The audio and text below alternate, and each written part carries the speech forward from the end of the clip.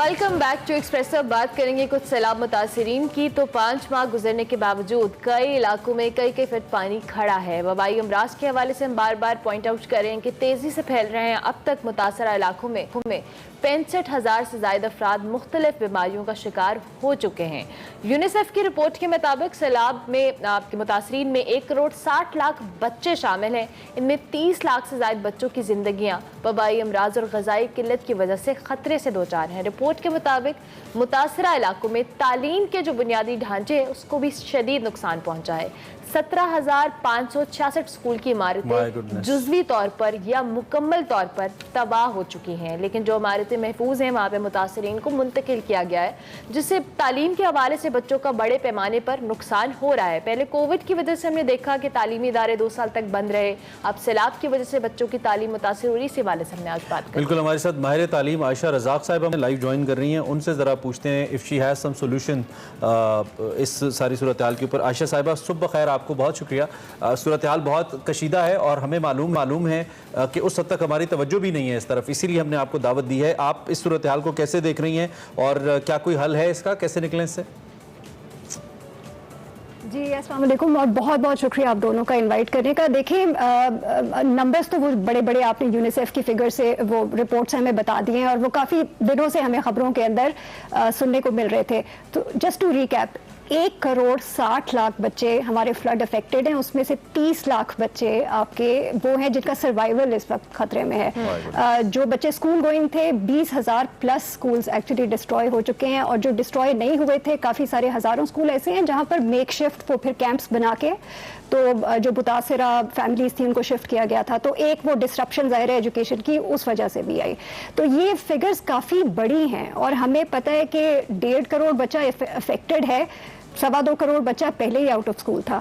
तो ये पे एक दफ़ा 4 चीज़ें हैं इसमें अगर आप देखें ना इम्पॉर्टेंट हमारे सोचने वाली बात यह है कि अगर बच्चों का सर्वाइवल इस वक्त खतरे में है तो सबसे पहली चीज़ तो वो है कि आपने उनकी न्यूट्रिशन और उनकी हेल्थ और वो जो डिजीज़ प्रिवेंशन है उसके ऊपर जोर देना है। और देखिए जब वो हम न्यूट्रिशन की बात करते हैं ना कि बच्चों को ग़िज़ा नहीं मिल रही या उनके अंदर खून की कमी हो रही है, उसका ताल्लुक डायरेक्ट आपकी एजुकेशन के साथ भी है। बहुत सारी स्टडीज़ मौजूद हैं हमारे पास जो शो करती हैं कि अगर आपकी वो जहनी डेवलपमेंट खासतौर पर एक छोटी एज के अंदर उस तरह से नहीं होती है, आपको माइक्रो न्यूट्रिएंट्स जो आपको चाहिए होते हैं आपकी अटेंशन स्पैन के लिए टू इंश्योर कि आप स्कूल अटेंड भी करें और फिर आप स्कूल के अंदर परफॉर्म भी करें, उसका बड़ा डायरेक्ट ताल्लुक होता है आपकी हेल्थ के साथ और आपकी ग़िज़ा के साथ। तो वो एक तो उस लिंक को हमें नहीं भूलना चाहिए। जो दूसरी एक बड़ी चीज़ है जो हमें सोचनी चाहिए बच्चों की, even before we come to education, वो उनकी सेफ्टी का इशू है। हमें पता है अभी तक बहुत सारी फैमिलीज डिस्प्लेस्ड हैं, बहुत सारे बच्चे इसका मतलब है डिस्प्लेस्ड हैं, और हमें पता है कि टेंट्स के अंदर अक्सर बच्चे रह रहे हैं। हमें ये मालूम है स्टडीज से भी, एक्सपीरियंस से भी, कि जब बच्चे इस किस्म की सिचुएशन में रहते हैं तो वो वायलेंस का और अब्यूज़ का खतरा उनके लिए बढ़ जाता है। सेफ्टी के इशूज़ बहुत ज़्यादा बच्चियों के लिए, बच्चों के लिए, औरतों के लिए बढ़ते हैं। तो उस चीज़ के लिए माइंडफुल होना बहुत ज़रूरी है। फिर एक तीसरी चीज़ जो बहुत ज़रूरी है सोचने की, even before coming to education, is जो बच्चों की सोशियो इमोशनल जिसे वेलबींग हम कहते हैं। 2005 में वो बड़ा मशहूर एक हरिकेन आया था यूएस में, सबने सुना होगा उसका नाम, कटरीना। बहुत सालों के बाद जो बच्चे उस वक्त छोटे थे, 3-4 साल के थे, लेकिन उन्होंने वो सारा ट्रॉमा देखा था। कईयों के रिश्तेदार, माँ बाप मर गए, बहन भाई मर गए, लॉस हुआ, डिस्प्लेसमेंट हुई, वो लैक ऑफ जो अटेंशन है फ्रॉम अथॉरिटीज़ या आसपास, उसकी वजह से वो एक एपैथी की वजह से बच्चों के अंदर जो एक वो ट्रॉमा था वो उसके अंदर रहा। बहुत सालों के बाद कुछ डॉक्यूमेंट्री मेकर उन बच्चों के पास गए जो अडल्ट्स हो चुके थे, एंड दे सेड कि वो ट्रॉमा कभी किसी ने हमारा एड्रेस नहीं किया उस वक्त का, जिसकी वजह से अब हम मसलों का शिकार हैं। तो वो जो सोशल और इमोशनल वेलबींग है ना बच्चों की, वो शायद एजुकेशन से भी बहुत पहले आती है, और वो तो हम सोचते नहीं है, चाहे वो बच्चा डिस्प्लेस्ड हो या ना हो। तो आई थिंक उसके ऊपर बहुत ज़्यादा वो तवज्जो देने की ज़रूरत है। हम टेंट स्कूलों का जिक्र सुन रहे हैं कुछ जगहों पे यूनिसेफ की मदद से ही और डोनर्स की मदद से, जहाँ जहाँ वो कर सके हैं पैच वर्क में थोड़ा सा वो बच्चों को सपोर्ट आयशा साहब, आपने जिस तरह से भी खुद मेंशन किया कि सारे फैक्टर्स तो ज़रूरी हैं ही बच्चों की मेंटल वेलबींग वाली सी बात करें दीगर चीज़ों के हवाले से, लेकिन जो एजुकेशन सिस्टम है वो ऑलरेडी हमारा एक बहुत अपसाइड डाउन कर हुआ है। ऑब्वियसली हमें पता है बहुत सारे स्कूल में बच्चे नहीं जाते, ऑलरेडी स्कूल से बाहर हैं। ऐसे में ये सिचुएशन है, और तो हम इस सारी सिचुएशन में कंपनसेट कैसे कर सकते हैं, या कंपनसेशन पॉसिबल ही नहीं है, हम एक नए सिरे से एक चीज़ को स्टार्ट करना पड़ेगा? आई मीन ऑनेस्टली इसका जवाब मेरे पास कोई बहुत ऑप्टिमिस्टिक नहीं है। और जल्दी से मैं आपको एग्जांपल दे दूं, 2005 में 2010 में हमारे पास, वो आप आउट ऑफ स्कूल को छोड़ दें, ये छोड़ दें कि हमारे पास इनफ स्कूल्स पहले ही नहीं है।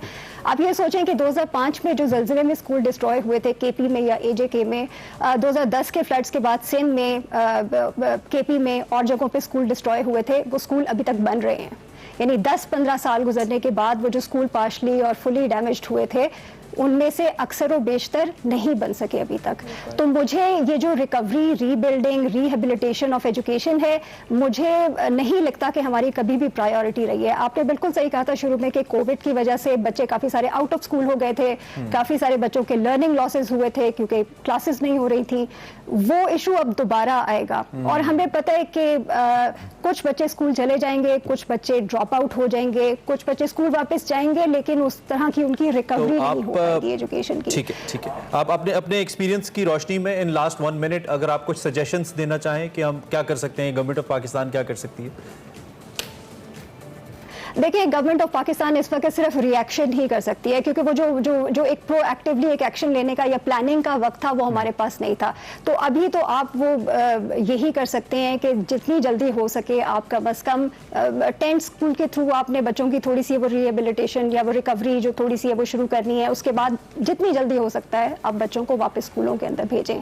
लेकिन गोइंग फॉरवर्ड जो आप प्लानिंग करते हैं अपनी अगले साल के लिए, जब प्लानिंग करेंगे तो think about where you want to build schools, how do you want to build schools, आपने बच्चों को क्या चीजें पढ़ानी है, किस तरह पढ़ानी है। लॉन्ग टर्म प्लानिंग हमारे लिए बहुत जरूरी है और इस पे स्टेट की जिम्मेदारी है कि वो जब भी कोई प्लानिंग करे इंफ्रास्ट्रक्चर को लेके या ओवरऑल भी, तो लॉन्ग टर्म प्लानिंग की तरफ जाए। आयशा रज़ाक साहब, बहुत शुक्रिया कि आपने हमें ज्वाइन किया और आप अपनी एक्सपर्टीज के मुताबिक बता रही थी कि अभी इतनी ऑप्टिमिस्टिक अप्रोच हम नहीं रख सकते, क्योंकि अभी जितना इस सैलाब ने तबाही मचाई है उसमें फौरी तौर पर तालीमी निज़ाम को बहाल करना ऑब्वियसली एक चैलेंज है।